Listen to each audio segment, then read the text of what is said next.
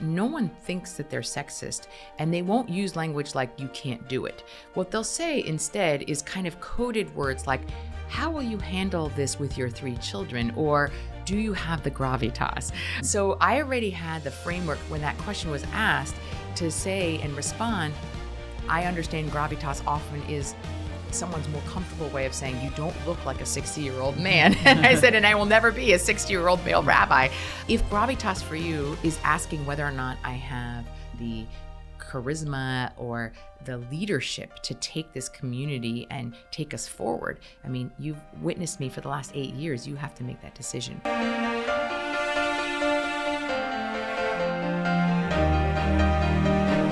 Hi, everyone, and welcome to How She Does It, where we sit down with accomplished women, many of whom are pioneers in their fields, and we ask them how they do it. I'm Karen Finerman. I'm a long-term Wall Street investor, a mom of 4, and a panelist on CNBC's Fast Money. Whenever my guest, Rabbi Anglea Buchdahl, is introduced, you invariably hear the word first. She is the first Asian American to be ordained as a cantor and as a rabbi in North America. She's also the first woman to serve as senior rabbi of the influential Central Synagogue in New York City. And she is now a first-time author.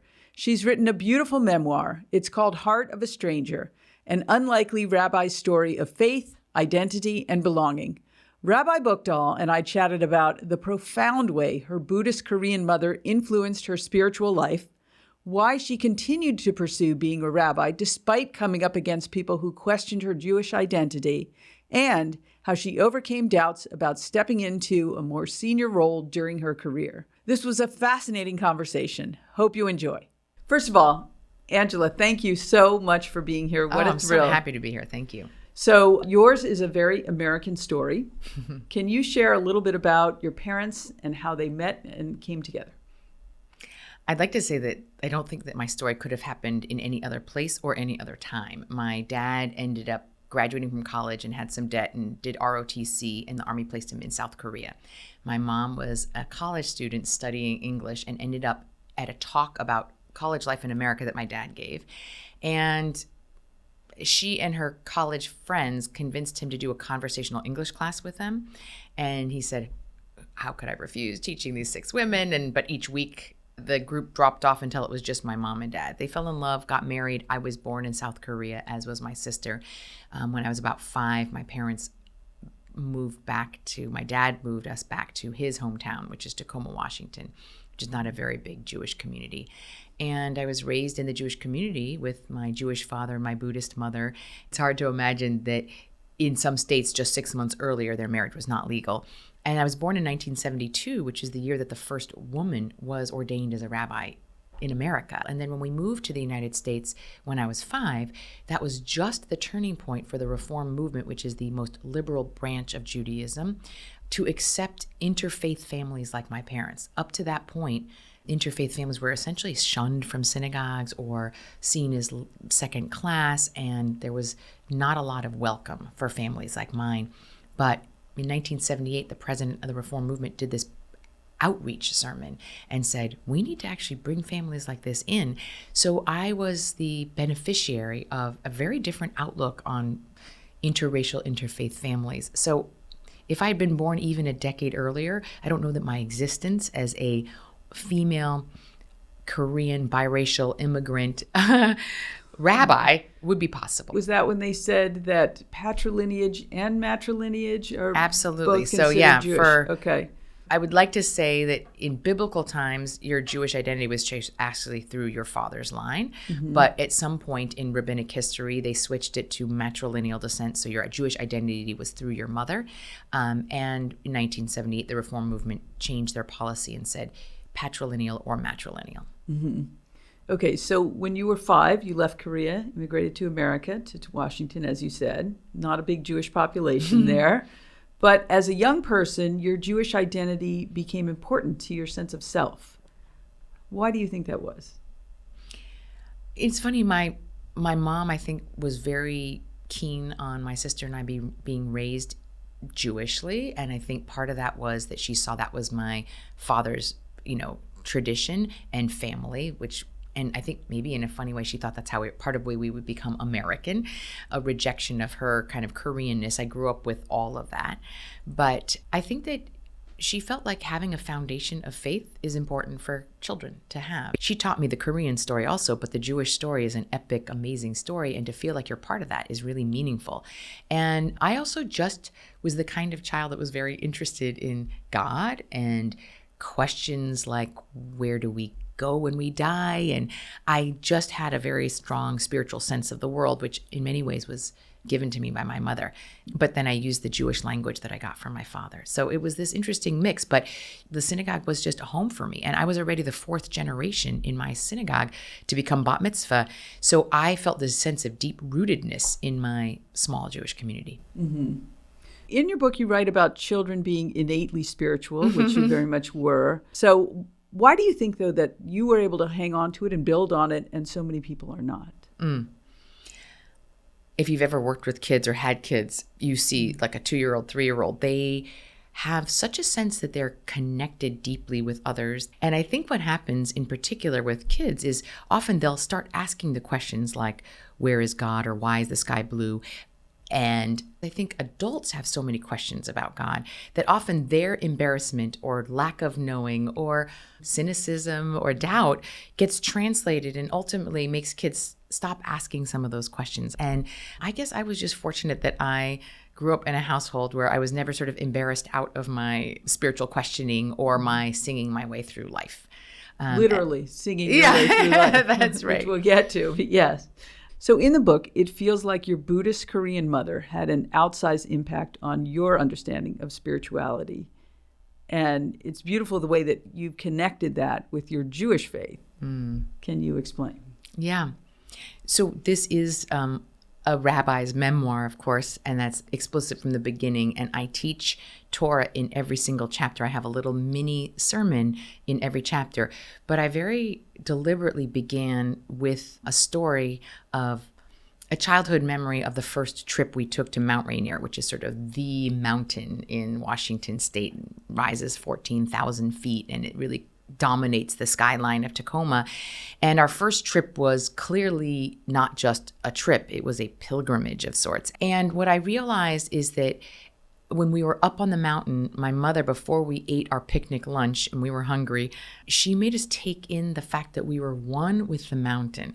And this was sort of her way of teaching us some of her Buddhist philosophy. And I remember I was a young girl, so I was giggling with my sister. What does it mean to be one with the mountain? But I sat for a moment and I had this realization that I was on that mountain, and for someone looking at the mountain, they wouldn't know it, but I was part of that whole scene that day. For there was something about the truth that she helped me understand in that moment. And then we sat and had a giant Korean barbecue up on the mountain. It was the way that she could find, especially in nature, a way of teaching her philosophy to me and my sister in a way that then I immediately translated into Jewish language, because I thought about the fact that she's talking about us being all one. And literally the watchword of Jewish faith is the Shema, the prayer that says, God is one. Now, I used to think that means God is supreme, number one. But my mother's understanding of oneness helped me understand it's not about supremacy, it's about interconnectedness. If there's only one God, that means you and I are part of something that is connected. That means the trees, the mountain, other people, all of it. We are all responsible in some way with each other. So I wanted to start this Jewish book with Jewish teachings with, in some ways, the way that I showed how my mother influenced that from her Buddhist perspective. Mm-hmm. It was such a leitmotif in the book, your mother's influence. So while you were prepping for your bat mitzvah, your rabbi suggested that you should think about becoming a rabbi. What was your reaction? Yeah. I mean, you're 12, 13, I'm not... What would a 12-year-old with braces and permed hair think about that idea? My rabbi was a wonderful, wise rabbi, out of central casting for what you, in different generation, definitely thought all rabbis looked like, with a goatee. And he was a German refugee from the Holocaust. And I looked at him and I thought to myself, what are you talking about? How could I possibly be a rabbi? He was the only rabbi I knew. And I just couldn't picture it. And I giggled and gasped at that idea. And I thought to myself, why would I want to do that? But my bat mitzvah actually was the first inkling when I finished sharing Judaism with my 50 friends who came for their first bat mitzvah from my middle school. I was proud of what my tradition meant and represented, and of this story that I was taking my place in. And it actually didn't seem quite so crazy. It took me many more years before I actually landed on it as something I could do, but he planted the seed. Mm-hmm. So then in your teens and your 20s, you experienced some pushback on your identity as a Jew, including the belief by some that matrilineal lineage matters and patrilineal lineage does not. On one trip to Israel, an Orthodox songwriter refused to meet with you, and your roommate criticized you for your ability to keep kosher. Mm-hmm. And you called your mom frustrated, and you told her, "I don't know why I keep fighting this. Everywhere I turn in the Jewish community, I feel judged or told I'm not the real thing. I want to be a rabbi, but I'm not sure I want to be a Jew anymore. I don't have a Jewish name. I don't have a Jewish face. No one would ever notice or care. I could just stop being Jewish right now." And what did your mother say? Mm-hmm. This is one of my mother's really wise moments where she answered not with, "Don't worry, Angela, you're Jewish," because that would have just made me say, "You don't understand, Mom." But she answered with a question. And she said, "Is that really possible?" And it took me aback. For some reason, I had lived up to that point, I was 20 in this conversation, feeling that somehow Judaism was almost like this coat that I could shed, that I put on when I went to synagogue, and it didn't always fit exactly right because it felt like I was borrowing it from maybe my grandfather, but that I could take it off because I didn't look like a Jew, and most people were never convinced I was a Jew, even if I told them that I was. So my mother's sort of bare question, "Is that possible for you to actually stop being a Jew?" was the first time that I realized I couldn't, that it was so bone deep in me. It was as if I can't shed being Korean. I can't shed being a woman. I realized that it was who I was. And I found that deeply comforting. And it seems sort of obvious like that I would know that, but it wasn't until I kind of hit rock bottom that I realized that was a form of landing. That, okay, I dusted myself off and I was like, I'm still Jewish, even though I thought I'd fallen all the way off the cliff. So that was a profound moment. And I think that was really, I see that as the turning point for my acceptance of my Jewish identity, despite the fact that there were going to be many people who still didn't think I was Jewish. Mm-hmm. All right, so you graduate Yale, Mm-hmm. you study at Hebrew Union College, and you land a job as associate rabbi and cantor at a temple in Scarsdale. Mm-hmm. So during that time, you also become a mom. What do you recall about that time? Oh, my goodness. So I revered my mother, as you can tell in this book, and my whole life. I always wanted to be a mother. I expected I would be a mom, and I expected to be a working mom.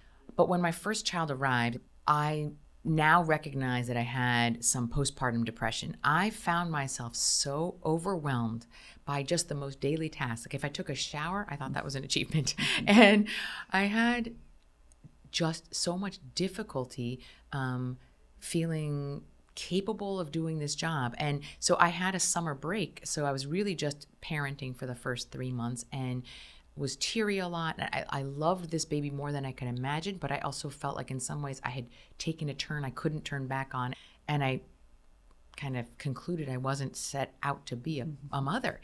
And it was so destabilizing and hard. I would say that because I wasn't depressed in a traditional sense, I didn't recognize it was postpartum depression. I now can say that, but it was much less talked about 25 years ago.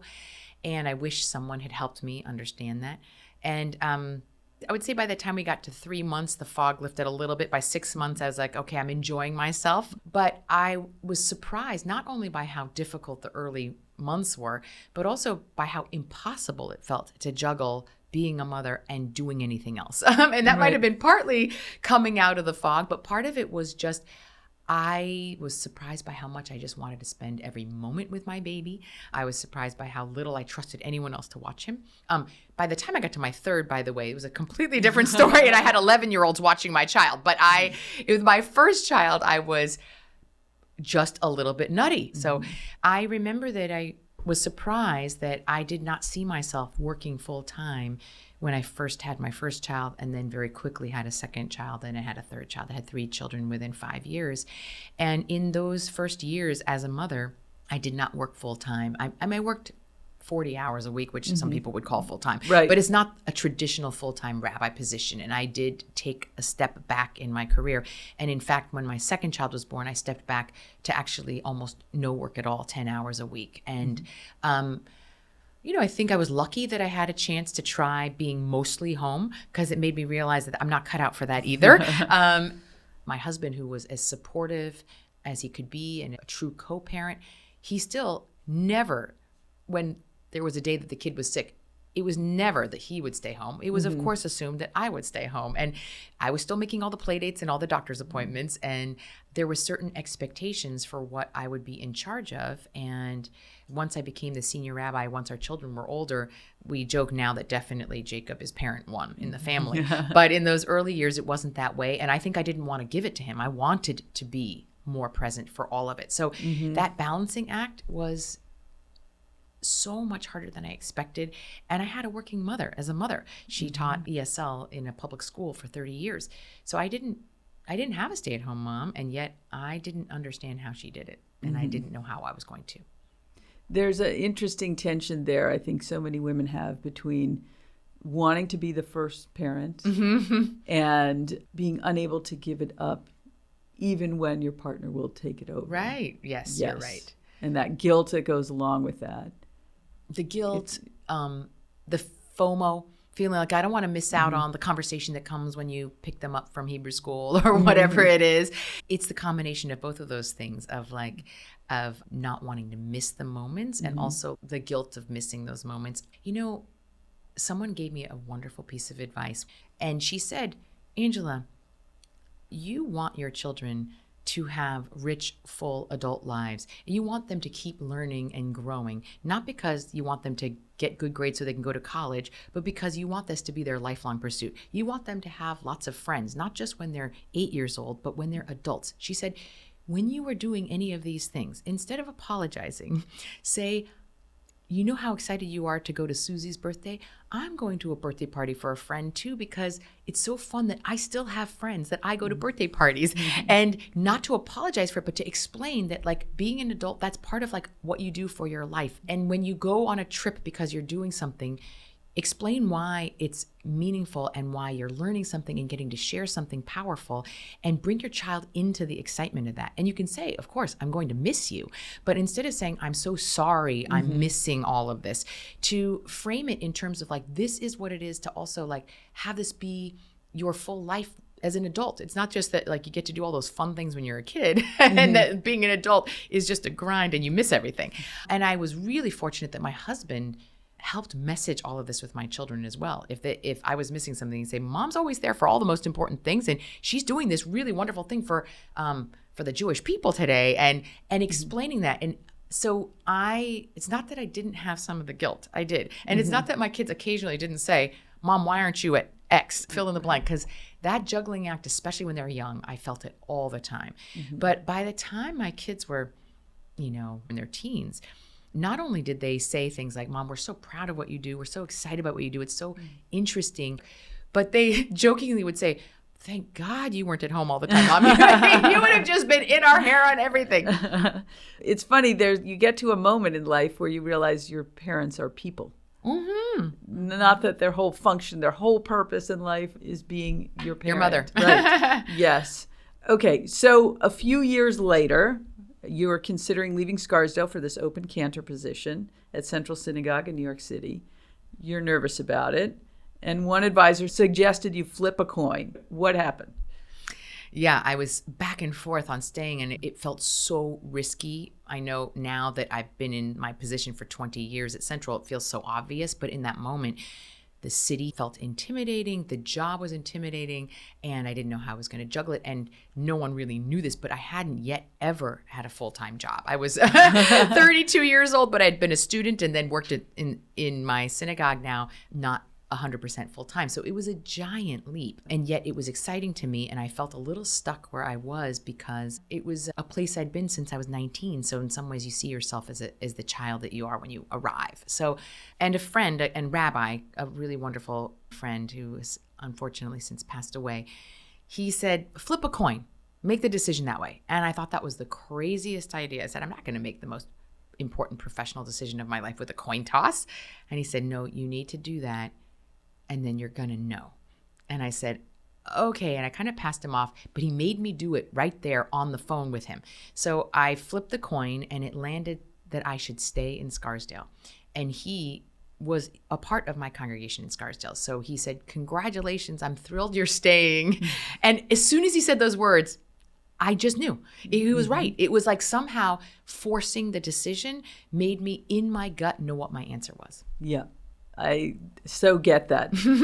I would say flip a coin and then quickly answer, do you want to flip again? And you did. And you did. That's right. Right. That's right. Okay. So a few years later, you learn the senior rabbi at Central Synagogue, Peter Rubenstein, will be announcing his retirement. And you decide whether to go for that promotion. So can you walk us through what's happening, how you're thinking about that? Yeah.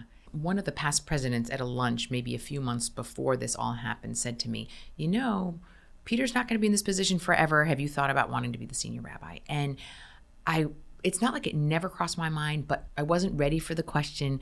I expected Peter to be in his position for several more years, so I thought I could buy a few more years to think about it. And my children were relatively young, and the job as the senior cantor was not only quite full already, but fulfilling. I enjoyed it, and I felt like I was good at it. So part of me is like, why would I leave this great job that I love in a community I love to take a risk to try a job that in many ways I'm untested for and feels much scarier and I could certainly fail at? And so I hesitated. And in fact, in that moment when I was asked the first time by this past president, I told him it's not the right timing. Like maybe someday it's not the right timing.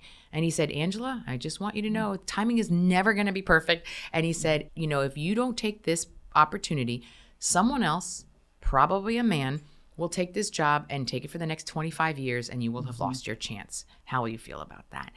And I'm grateful every day that he challenged me, because there are certain ways that this is, I think, the truth of women who are taking positions where the model of how it's done in particular feels almost impossible as a woman with kids to take on. And so when I was thinking of it as me taking Peter's job, it felt like, of course, I can't do that. And I can't do that right now. And I had to actually rethink, how might I do this job? How might the job look different when I'm in it? And frankly, in the beginning, it didn't look that different. I felt like I had to fill his shoes. And over time, I helped change both the roles that I was filling, but also the culture of the community and the staff around it. And all of that has shifted. So, I'm working even more than I did 12 years ago when I started, but I'm working maybe in smarter and doing different parts of the job. And it's grown and it's been immensely gratifying. And I think one of the things that women are afraid of is taking the number one position. And I think that also people are afraid to give women the number one position. We've become quite comfortable with women in number two positions, supporting the man who's running the show. And I think that we need to say more, that actually being the person who's in charge, in many ways you get to help shape what the workplace culture is. And that in some ways is some of the work that I'm the most proud of that I've been able to do in this position as rabbi. So it's interesting, you start off with this notion, I can't be a better Peter. I can't be Peter. I can't be Peter. Right. I can't be Peter. And if I concluded I'm not going to be Peter. Right, exactly. And you made it very much your own, obviously. Before you got the job, you say that one board member told you that you didn't have the gravitas for the role. How did that go over? Well, I was very fortunate that I had been in good conversation with Schiffer Brosnick, who was a coach for me, who said, Angela, no one thinks that they're sexist, and they won't use language like you can't do it. What they'll say instead is kind of coded words like, how will you handle this with your 3 children? Or do you have the gravitas? So I already had the framework when that question was asked to say and respond. I understand gravitas often is someone's more comfortable way of saying, you don't look like a 60-year-old man. And I said, and I will never be a 60-year-old male rabbi. If gravitas for you is asking whether or not I have the charisma or the leadership to take this community and take us forward. I mean, you've witnessed me for the last 8 years. You have to make that decision. But I do think sometimes gravitas is the way we talk about the way someone looks or their voice or the way whether or not they're upfront all the time. It is a way that people kind of express, you just don't look like a leader to me without saying it explicitly. And so I pushed back. Many times in the book you talk about some insecurity, but that it's the pushback right. that gives you the confidence. Yes. It's interesting how I learned early on, and I learned this from my mother, to have your own internal barometers of your success, not just success, but of like your abilities, because people frequently would underestimate my mother because she had a very strong, thick accent. So they would often treat her like she wasn't intelligent and it really pained me. But my mother always walked with her head held high and felt like that's their problem. And when I was challenged all the time about my Jewish identity, it's not that it didn't hurt and it's not that it didn't make me sometimes feel very vulnerable and insecure in my identity, but you also learn to create your own internal sense of self-knowledge and inner dignity. So it made me question what people would say. And I mean that not just the bad, if someone would say you can't do it, but also sometimes when people say really nice things to me, I dismiss it as sort of like, oh, you're just saying that. Like, doesn't land. It doesn't really land. And that's okay. In fact, I actually think that, especially as a rabbi,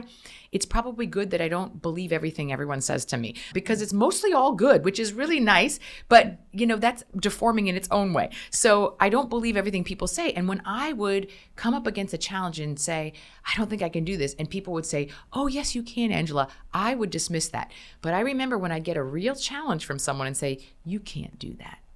That would be the moment that I'd have to actually dig inside and say, is that right? And it would frequently be the moment that I'd say, oh, yes, I can. All right. So it is the day Central announced Rabbi Rubenstein's retirement. What happened? What was your day like?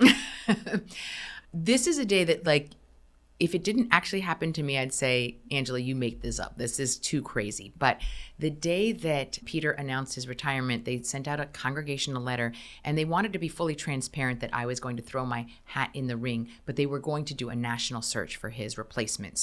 But they wanted people to know, so there weren't lots of rumors, that Angela was going to apply and I was going to be considered with all the other candidates. This cultural moment was the Sheryl Sandberg lean in happening just around the same time of women need to take more top positions, and part of what is getting in their way is their own internal questions. So Anne Marie Slaughter writes a big article in The Atlantic, which pushes back and says why women can't have it all.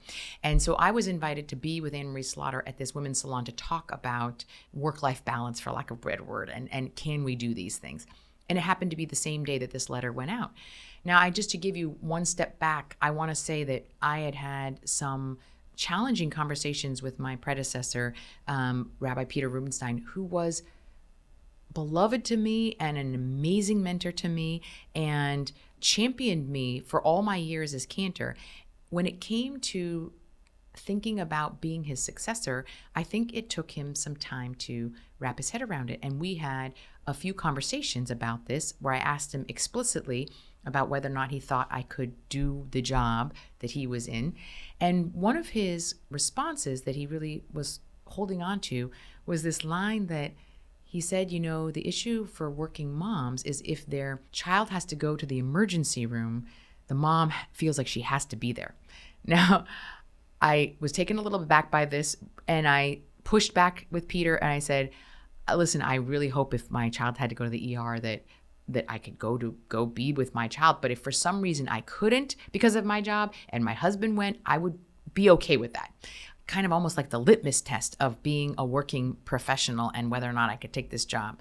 So this is all to say, on this day that he announces his retirement, I get a call at 3:00 in the afternoon that my daughter has fallen on the roof at school and she might have broken her arm and she needs to go to the ER. And I remember thinking, like, is this some cosmic joke, God? Like, what are you doing sending me to the ER? Well, I was sort of determined that I was not going to prove it on this day of all days. So I actually called my daughter. She wasn't crying in this moment, and she was 8 years old. And I said, are you okay? Can you go to the doctor who says that they can do the x-rays at the doctor's office? I'm going to have your nanny pick you up. And so then my nanny picked up my daughter from school, brought her to the doctor. They ended up, of course, not being able to do the x-rays there. So they did have to go to the ER. And for the ER, you have to have a parent sign a child in.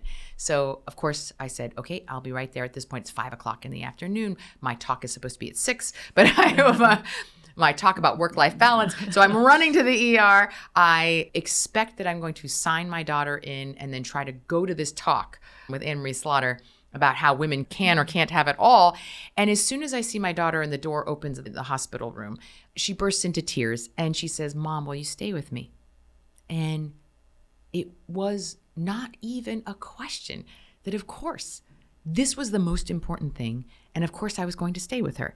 And if I couldn't be a mom who could be with my child when they needed me to be with them in the ER or wherever it is, that's not a job I want. So I refused sort of this binary. My husband, who would have been there, was on a plane to California. He almost never has business trips, but he happened to be out of town. So I really was one of these things where I was like, how is this happening of all days? I called him and we kind of laughed about it at the time, although in the moment I was distressed. And I sat with my daughter for the hour. She was in a fine mood because she wasn't bleeding or crying. She was the last person to be x-rayed.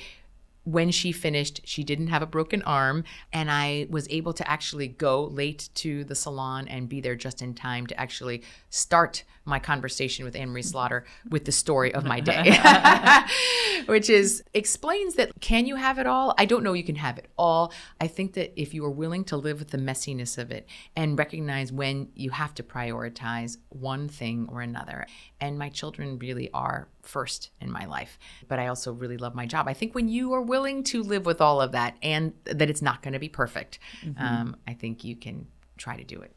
The messiness of it. The messiness of it, yeah. Yeah, I like that. It does seem crazy, almost divine intervention. Yes, it really was. Would really, I mean, you're like, well, what else is going to happen? Right? Yeah. So your book interweaves your own story with essays about life and the teachings of Judaism. One is about the importance of humility in leadership, which for some may sound counterintuitive. Yeah. What's your take? So I think that many of us mistakenly think of humility as almost like a debasing of yourself or like a lowering or minimizing. And I'll share a definition that comes kind of from Jewish spiritual practice of musar. And anava is the word in Hebrew, humility. And it is, in a sense, taking up your appropriate space.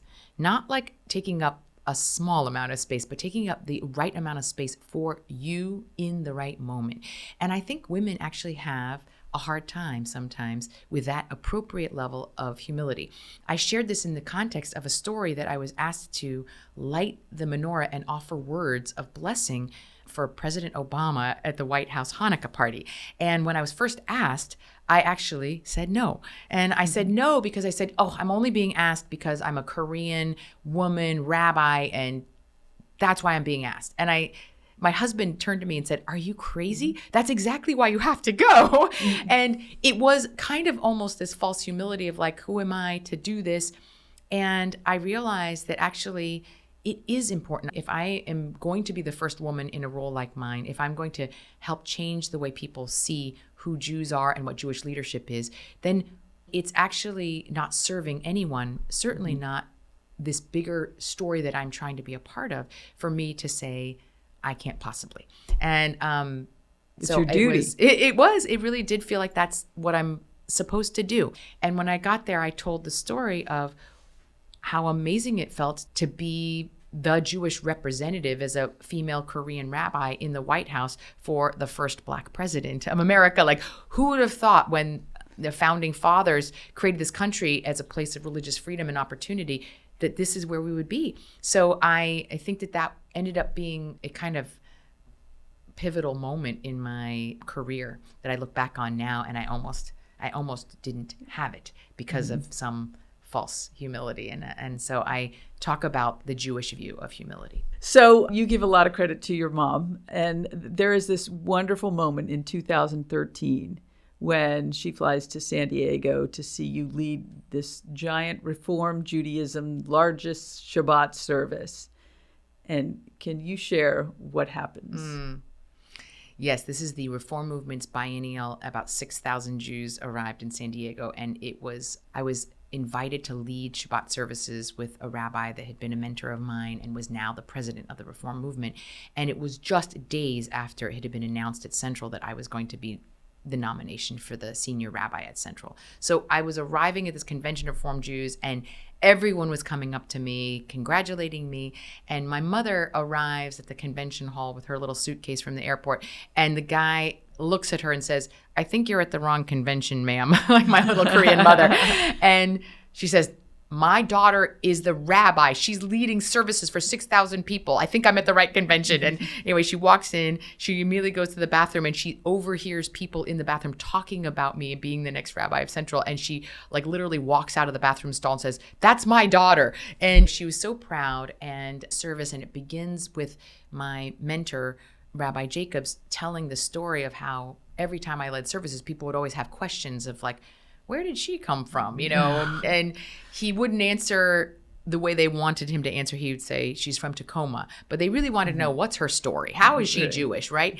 And he said, could we think differently about who is a Jew in the community? And I was able to then turn to my mother, who was sitting in the front row in this convention hall with 6,000 people, and say, I want to thank my Korean Buddhist mother who raised me and my sister in the Jewish community, often at much sacrifice to her own sense of belonging in our Jewish space, and also at the sacrifice of her own tradition. And I thanked not only her, but the many non-Jews who have been part of raising Jewish families. We're a small people, and I know that people do this out of love in many communities and often haven't always felt a sense of belonging. Well, in that moment, her face is on the big Jumbotron, and the entire 6,000 people give my mom a standing ovation, and she just starts to cry, and I start crying. And my mother... She's not a crier. She is not a crier. She's a strong, tough survivor woman. But she said that was one of the most important moments of her life. And it was actually one of the most profound moments of my life as well. Mm-hmm. That is a beautiful moment in the book. Okay. All right, Rabbi, it's time for a lightning round. All right. We have some fun questions for you. If you would you rather. Oh, yes, just give the first thing that pops into your head. Okay, you ready? Okay, would you rather always wear a dress or pants? Always a dress. Okay. Vitamix or a KitchenAid? Vitamix. Did you know that I love Vitamix? Yes, we I'm a did. Vitavangelist. So why do you love Vitamix? I mean, it transforms your life. I feel Really? like basically I use it every day. I kind of feel like it makes my life better every day. In terms of my health, maybe the single best investment I've made. Okay, would you rather a day at the spa or a walk in the park? Ooh, that's tough. Walk in the park. Okay. Mountains or the beach? Beach. Okay. Meditation or take a nap? These are so hard. Meditation. Okay. Galinda or Elphaba? Elphaba. All right. I know why you chose Elphaba, but can you explain for maybe those who don't? Well, aside from the fact that she gets the best songs, and I got to play her in our Purim spiel, she's the one who feels like the stranger. So I know what it's like to have the heart of a stranger. Oh, that's a really good answer. Okay. Would you rather an improv class or a pottery class? Ooh, improv. All right. Aside from meditation, what is the best way you unwind? I make granola. Really? Okay. And when I'm stressed out, there's so much granola in my house. I'm giving it away. Okay. Would you rather watch Nobody Wants This or Curb Your Enthusiasm? Nobody wants this for sure. Okay. What's something you've changed your mind about in the last year? Taylor Swift. Changed from what to what? I'm now a fan. Oh, okay. That could be a whole thing. Okay. What is your go-to karaoke song? Shallow. Oh, I like to do it as a duet with my husband. Okay. Would you rather be moved or laugh uncontrollably? laugh uncontrollably. Okay. And last one, 2 parts. What's the best investment you ever made and the worst investment you ever made? And a very broad definition of investment. It could be a class or a trip. My first road bike, which I use now, and I've become a real biker with my husband. Ah, okay. Worst investment. The little Pilates foot corrector. I thought I would use it every day, and it's a very expensive little piece of hardware in my gym. So it's no Vitamix. No Vitamix. All right. Rabbi Buchdahl, thank you so much for spending time with us. Thank you. I enjoyed this conversation.